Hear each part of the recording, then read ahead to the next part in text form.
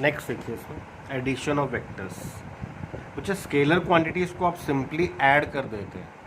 For example, a person travel towards positive x direction and covers a distance of 4 meter, then turn towards left and covers a distance of 3 metre.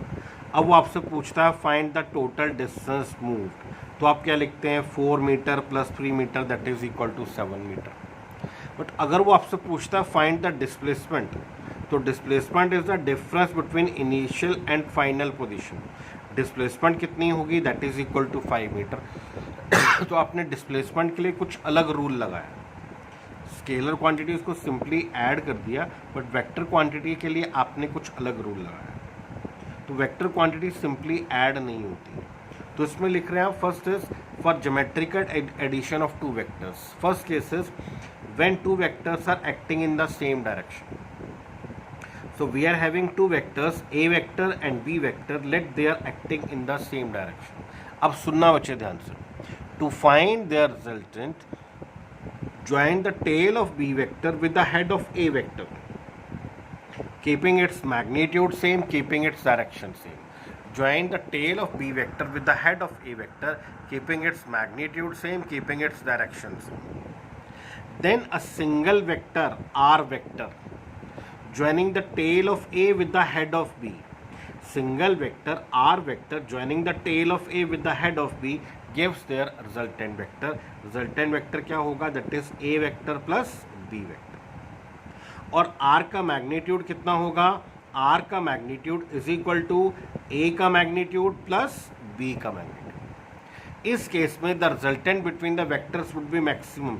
इस case में resultant क्या होगा, maximum. Suppose A आपके पास है 4 unit, B आपके पास है 3 unit, तो resultant कितना होगा आपके पास 7 यूनिट. इस केस में रिजल्टेंट मैक्सिमम होता है. लिखना क्या है, when A vector and B vector are acting in same direction, to find their resultant, join the tail of B vector with the head of A vector, keeping its magnitude same, keeping its direction same. Then a single vector R vector joining the tail of A vector with the head of B vector gives their resultant vector. और R का magnitude कितना होगा, A का magnitude plus B का magnitude. In this case the resultant between the vectors would be maximum. Next case में आपसे क्या आता है, when two vectors are acting in opposite direction.